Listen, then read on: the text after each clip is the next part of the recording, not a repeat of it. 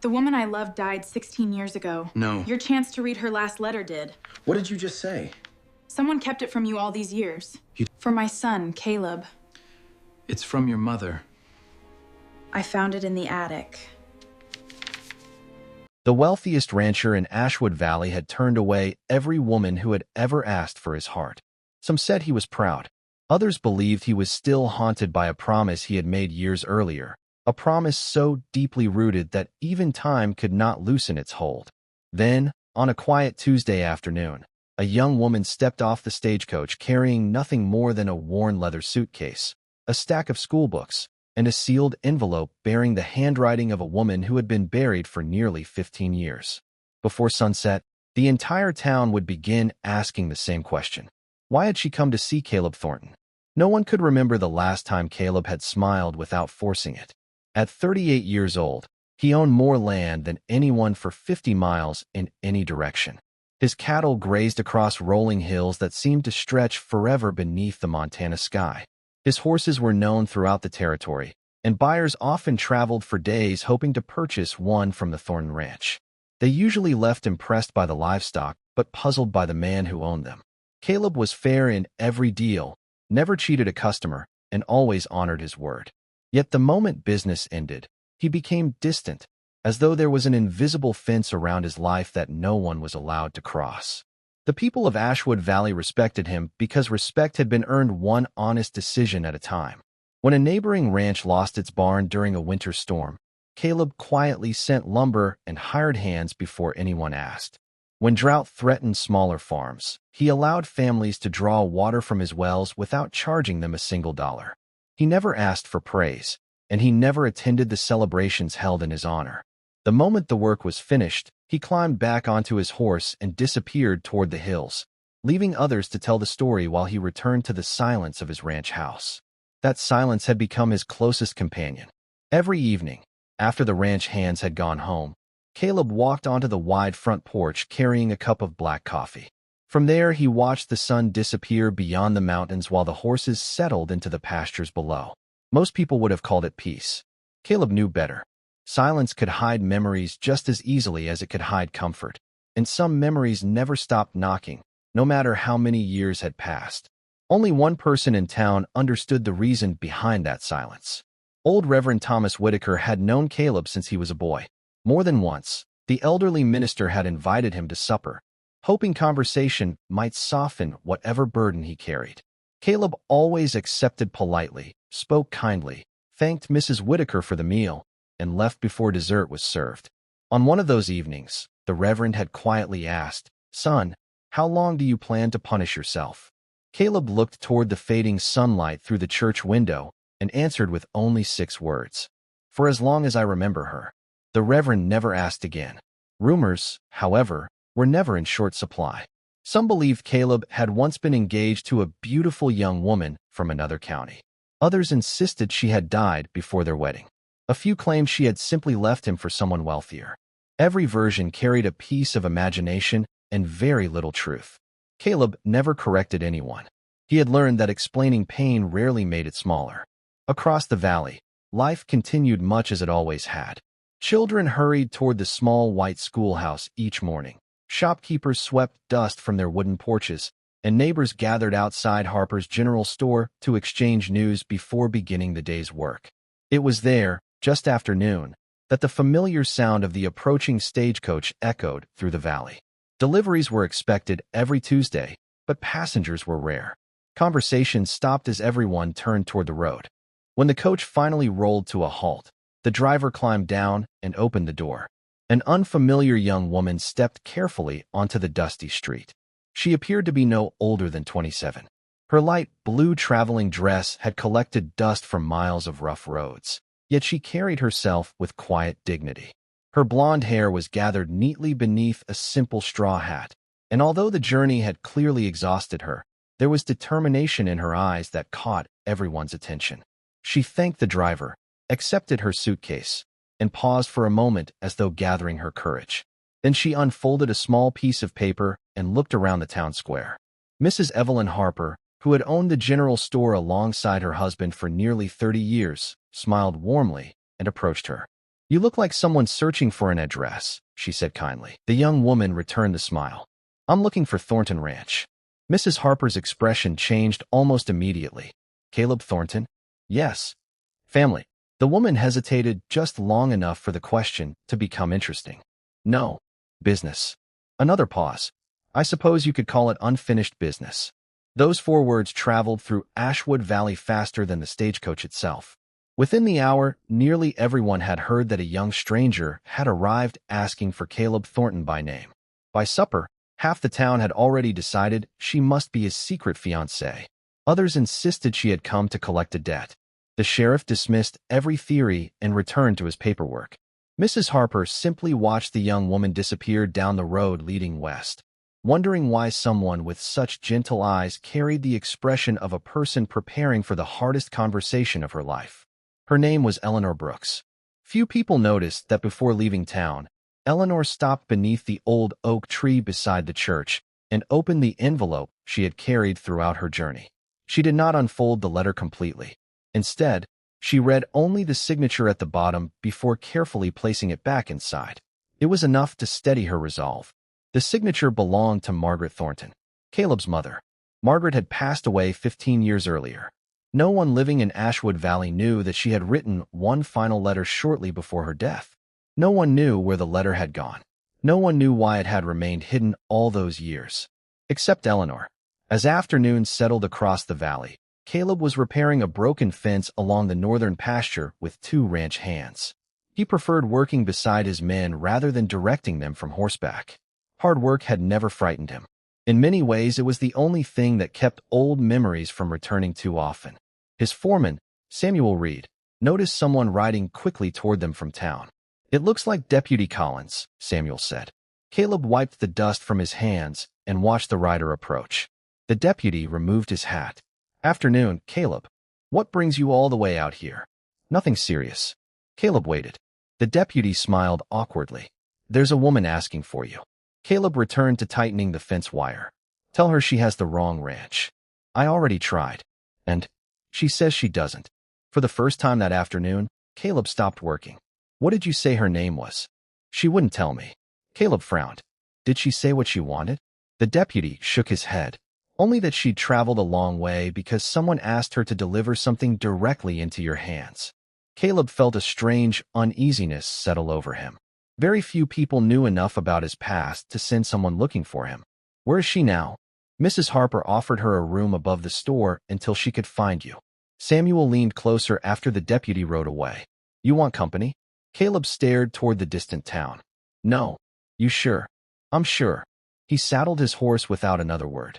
The ride into Ashwood Valley usually felt familiar. That afternoon, every mile seemed strangely different. His thoughts drifted toward questions he could not answer. Who was she? Why refuse to give her name? And what could possibly be important enough to bring a stranger across half the country to a ranch that most maps barely acknowledged? By the time Caleb reached town, evening sunlight had painted the buildings in warm shades of gold. Several townspeople pretended not to notice him while quietly watching from shop windows. News traveled quickly in small towns, but curiosity traveled even faster. Mrs. Harper met him outside the store before he could dismount. She's upstairs. Did she tell you anything? Only that she's been waiting a very long time for this meeting. Caleb nodded once. Then he climbed the narrow staircase. At the end of the hallway, one door stood slightly open. He knocked gently. A calm voice answered. Come in. Caleb stepped inside. The young woman stood beside the window with the evening light resting across her face. For several seconds, neither of them spoke. Then Eleanor reached into her leather satchel and carefully removed the weathered envelope. She looked directly into Caleb's eyes. I believe, she said softly, this belongs to you. Caleb's attention fell to the handwriting on the front. His breathing slowed, because he recognized it instantly. It was his mother's handwriting, and she had written only 4 words across the front. For my son, Caleb. Before we dive deeper, let us know in the comments where you're watching from. We'd love to hear from you. And don't forget to hit that subscribe button so you never miss any of our upcoming videos. Caleb Thornton stared at the envelope as though the world around him had quietly disappeared. Every crease in the aged paper, every faded stroke of ink, and every carefully written letter belonged to a handwriting he had not seen in 15 years. He had spent countless evenings wishing for one more conversation with his mother, wondering whether there had been something she wanted to tell him before illness claimed her life. Now, without warning, that conversation seemed to be waiting inside the envelope resting in Eleanor Brooks's hands. The room remained silent as Caleb reached forward with hesitant fingers, almost afraid the letter might disappear if he touched it too quickly. For a long moment, neither of them spoke. Eleanor watched the expression on Caleb's face change from disbelief to quiet sorrow before settling into careful composure. She had imagined this meeting many times during the weeks it had taken her to reach Ashwood Valley. Every version had been different. She had expected anger, suspicion, perhaps even rejection. Instead, she found herself standing before a man whose eyes revealed years of unanswered questions. The stories she had heard about Caleb Thornton described him as distant and guarded. None of them had mentioned the sadness that still lingered behind his calm appearance. Caleb finally broke the silence. "Where did you get this?" His voice remained steady, but Eleanor sensed the weight behind every word. She placed the envelope gently on the small wooden table between them instead of handing it directly to him. "It was given to me by my grandmother shortly before she passed away last spring," she answered. "She told me there was only one person who should ever open it. She made me promise I would bring it here myself, no matter how long the journey took." Caleb looked from the envelope back to Eleanor. "Did she tell you why she kept it all these years?" Eleanor slowly shook her head, only that she had made a promise she could never break. The answer raised even more questions than it settled. Caleb searched his memory, trying to recall anyone his mother might have trusted enough to leave such an important responsibility behind. He knew every family who had lived near Ashwood Valley during those years, yet the name Brooks stirred no memory. If Margaret Thornton had entrusted someone with a letter meant for her son, why had she never mentioned it? And why had 15 years passed before it finally found its way home? Eleanor noticed his uncertainty. "I think you deserve an explanation," she said quietly. "My grandmother's name was Clara Brooks. She lived in Wyoming for most of her life. She and your mother became close friends many years before either of them married. They wrote letters to each other every month. Even after they lived in different states, they never stopped." Caleb closed his eyes briefly. His mother had spoken of a childhood friend named Clara more than once when he was young. He remembered hearing laughter whenever another letter arrived in the mail, though he had never met the woman himself. Until this moment, he had completely forgotten her name. Caleb carefully lifted the envelope. The paper felt fragile beneath his fingertips, and he hesitated before breaking the seal. Part of him wanted to know what his mother had written more than anything else in the world. Another part feared discovering words that might reopen wounds he had spent years trying to carry with quiet dignity. Eleanor sensed his hesitation and stepped toward the window, giving him the privacy to decide. Outside, evening settled peacefully over Ashwood Valley. Lamps flickered to life along the main street while families gathered around supper tables, unaware that a conversation upstairs was about to change two lives forever. Taking a slow breath, Caleb unfolded the letter. His mother's familiar handwriting filled the first page. The opening line immediately brought tears to his eyes. "My dear Caleb, if these words have finally reached you, then life has taken a path neither of us expected."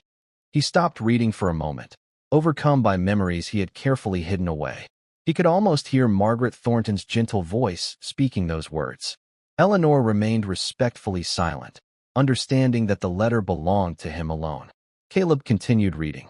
His mother wrote that illness had left her little time, but before leaving this world, she wanted to correct a mistake she had carried for years. She explained that there were truths she had believed would protect her son, yet keeping them hidden had only created greater pain. She admitted there had been decisions made within the Thornton family that Caleb had never known. She hoped that one day he would understand why those choices had been made, even if forgiveness came slowly. Caleb's hands tightened around the pages. He had never imagined his mother carried secrets from him. Margaret had always believed honesty was the strongest foundation a family could build upon. If she had chosen silence, she must have believed there was no other way. He turned to the next page. There, in careful handwriting, she mentioned a name Caleb had not heard spoken aloud in almost 16 years. Abigail Monroe. The room suddenly felt smaller. Abigail had been the woman Caleb intended to marry before tragedy changed everything. They had grown up only a few miles apart, and spent years dreaming about building a family together. The wedding had been planned for early autumn, but just weeks before the ceremony, Abigail became seriously ill during an outbreak that swept through neighboring towns. She never recovered. Caleb had buried not only the woman he loved, but also every dream they had planned together. From that day forward, he had quietly decided his heart would remain closed. Eleanor saw the color leave his face. "Are you all right?" she asked gently. Caleb nodded, though his voice sounded distant. "My mother wrote Abigail's name." Eleanor lowered her eyes. "Then the letter contains more than I realized." Caleb continued reading. Margaret explained that Abigail had discovered something shortly before becoming ill. She had written a second letter meant for Caleb, but in the confusion surrounding those difficult weeks, it had never reached him. Margaret had recovered it later, but believed he was already carrying more grief than any young man should bear. She convinced herself that hiding the letter would spare him additional heartache. Years passed, and with each passing season, returning it became harder. Regret settled into her heart until she finally entrusted both letters to Clara Brooks with one final request.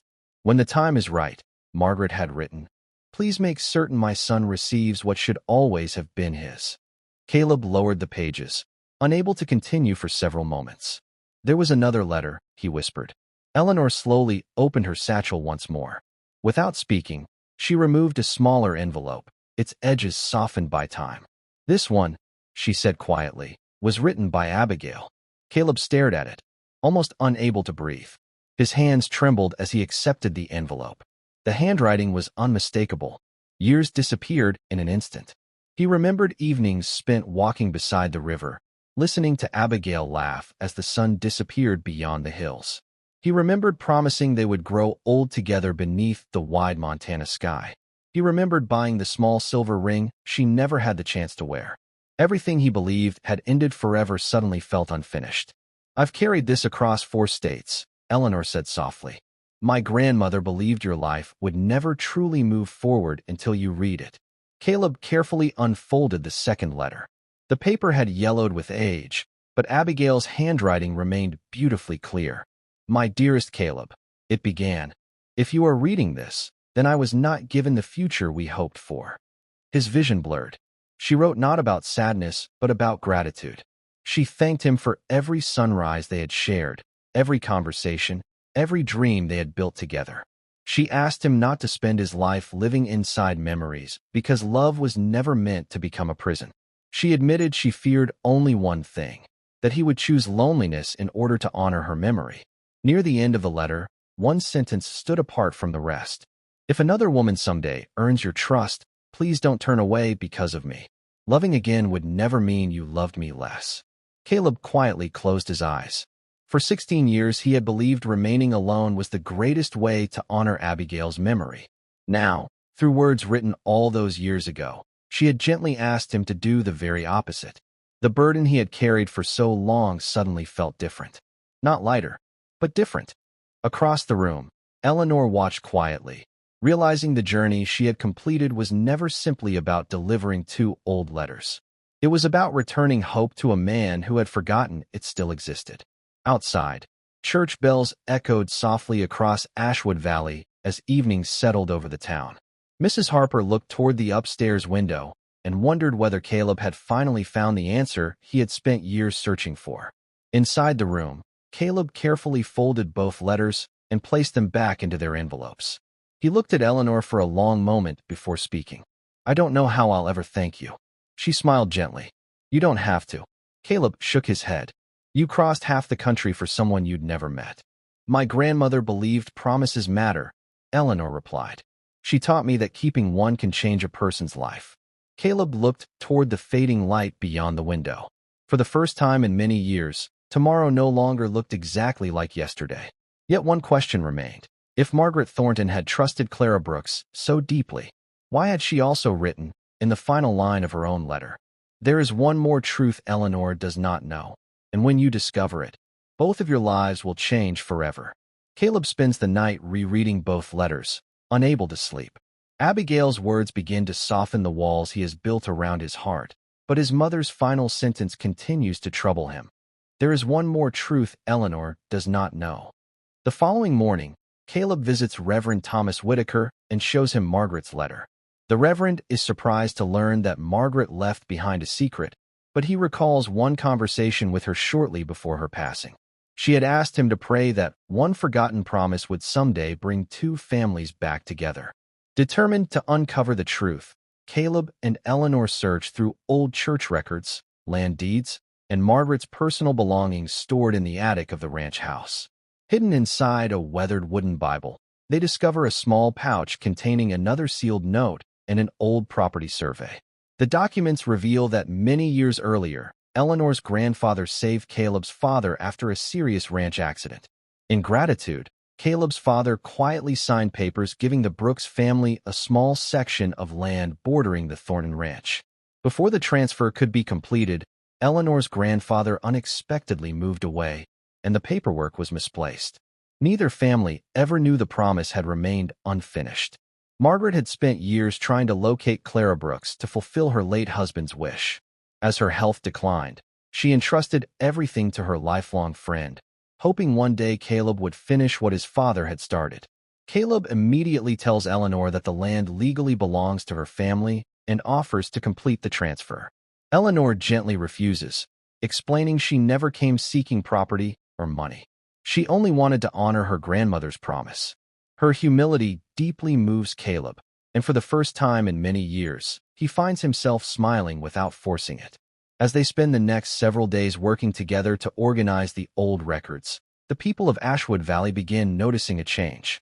Caleb laughs with his ranch hands, joins neighbors for supper at the Harper family store, and even attends Sunday service. Rumors spread that the rancher who had avoided companionship for more than 15 years has finally begun living again. Just as hope returns, a wealthy businessman from Helena arrives claiming ownership of the disputed land through an old purchase agreement. He announces his intention to build a railroad supply depot across the valley, a project that would divide the Thornton ranch and forever change the peaceful town. Caleb realizes that honoring his father's promise may now require risking everything his family has built. The part ends with Caleb standing before the town council, preparing to challenge the claim and protect both his family's legacy and Eleanor's rightful inheritance. The legal dispute becomes the most important matter Ashwood Valley has faced in years. Caleb hires an attorney from the nearest city, while Eleanor uncovers additional correspondence between Margaret Thornton and Clara Brooks, proving the original agreement between their families. Reverend Whitaker and several longtime residents provide testimony confirming the friendship between the two households. After reviewing the evidence, the court rules that the original promise remains valid and dismisses the competing claim. Rather than keeping the land for herself, Eleanor proposes something unexpected. She asks Caleb to establish a small community school and library on the property in memory of both Margaret Thornton and Clara Brooks, ensuring future generations benefit from the friendship that united their families. The idea brings the entire town together. Ranchers donate lumber, merchants contribute supplies, and families volunteer their time. Caleb works alongside everyone else, discovering that opening his heart to others brings a peace he had not felt since his youth. As autumn returns to Ashwood Valley, Caleb visits Abigail's resting place carrying fresh wildflowers. Standing quietly beneath the old oak trees, he thanks her for the years they shared and for the letter that finally gave him permission to move forward. Instead of sadness, he leaves with gratitude. Several weeks later, the town gathers for the dedication of the new schoolhouse. During the celebration, Caleb asks Eleanor to walk with him to the porch of the ranch house where they first shared Margaret's letters.